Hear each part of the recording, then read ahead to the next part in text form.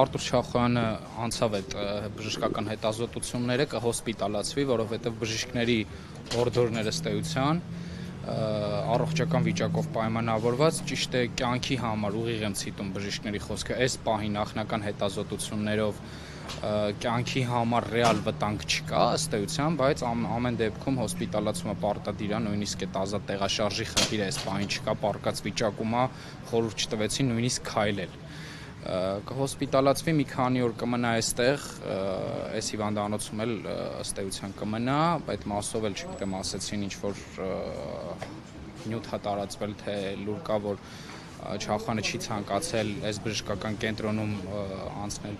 այդ հետազոտությունները, չմնալու է այստեղ, ինչ վերաբերում է իր կարգավիճակին, դե ձերբակալվածի կարգավիճակ ունի այս պահին, այո,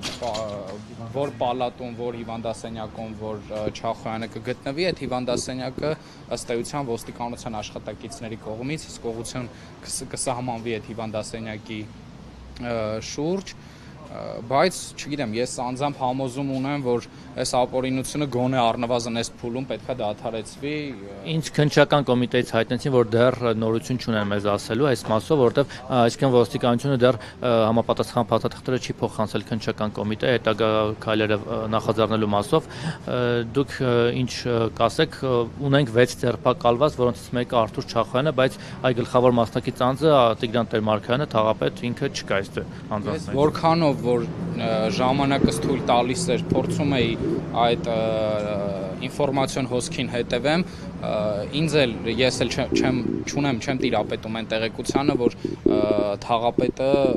կամ ներկայացվել է, կամ բերման է ենթարկվել, չգիտեմ, ազատության մեջ է ոնց հասկացա ես այդ անձնավորությունը։ Հասկացա, հիմա անձը գնացել է ընդմիջման, համենայն դեպս ինձ համար սպասում են ընդմիջումը հաց ուտի վերջացնի կուշտ փորով բերեն։ Շանի շատ հնարավոր է, եթե մի մարդ ծեծ է ուտում, մյուսն էլ հաց է ուտում, ընդմիջում է անում, շատ հնարավոր է այս պայմաններում, բայց իրավական առումով սա չգիտեմ, իրավական սարկազմ չի, սյուր չի, ակնհայտորեն երևում է, որ անձը ծեծի է ենթարկվում, ակնհայտորեն երևում է, որ առերևույթ տեղի է ունենում խուլիգանություն, ընդ որում ծանրացնող հանգամանքներում խուլիգանություն, անօգնական վիճակում գտնվող անձի նկատմամբ այդ խուլիգանությունը իրականացվում, գումարած մի խումբ անձանց կողմից է իրականացվում այդ խուլիգանությունը, եւ ելի եմ կրկնում, ինձ համար անհասկանալի է այն տրամաբանությունը, որ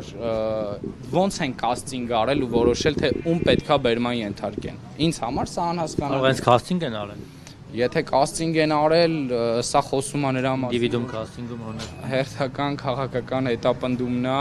Շախոյանի նկատմամբ ու հերթական քաղաքական պատվերն է հովանավորչության առումով թաղապետի նկատմամբ ու վերջին հաշվով էլի եմ ասում, պետք է այս ամեն ինչը դիտարկել մեկ համատեքստում, 3 որոշակի պաշտոնյաների կողմից կատարված հայտարարությունները, այսօր այդ հայտարարություններից